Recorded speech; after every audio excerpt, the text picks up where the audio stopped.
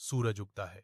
सूखे हुए गांव के खेत में नारंगी चमक बिखेरता है, सूखी फटी हुई धरती को रोशन करता है। रामू अपनी साधारण धोती कुर्ते में अपने 2 बैलों के साथ आता है। उसके कंधे पर एक भारी हल रखा हुआ है। रामू के चेहरे पर चिंता की लकीरें गहरी हो जाती हैं, जो कम बारिश का प्रमाण है। फिर भी उसकी आंखों में तीव्र दृढ़ संकल्प जल रहा है। वह धीरे से अपने बैलों को थपथपाता है, फिर दृढ़ शक्ति के साथ कठोर मिट्टी को तोड़ना शुरू कर देता है। प्रकृति के खिलाफ एक मौन युद्ध। दोपहर की चिलचिलाती धूप में रामू का खेत चमक रहा है।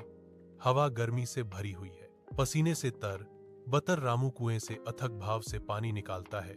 उसकी हर हरकत उसके संकल्प का प्रमाण है। दूर से ग्रामीण देखते हैं, उनकी फुसफुसाहट दूर की गड़गड़ाहट जैसी है। फिर भी रामू अविचलित रहता है। वह प्रत्येक पौधे का सावधानी पूर्वक निरीक्षण करता है।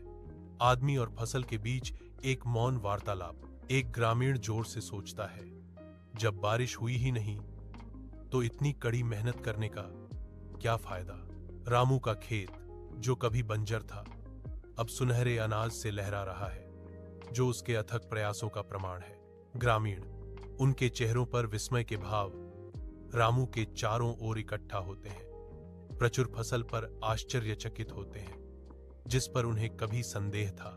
एक बूढ़ा ग्रामीण रामू के पास आता है, एक हाथ धीरे से उसके कंधे पर रखता है और घोषणा करता है, तुम्हारी लग्न ने हमें सिखाया है कि कड़ी मेहनत कभी व्यर्थ नहीं जाती। रामू उसके चेहरे पर विनम्र मुस्कान के साथ धीरे से जवाब देता है, धन्यवाद।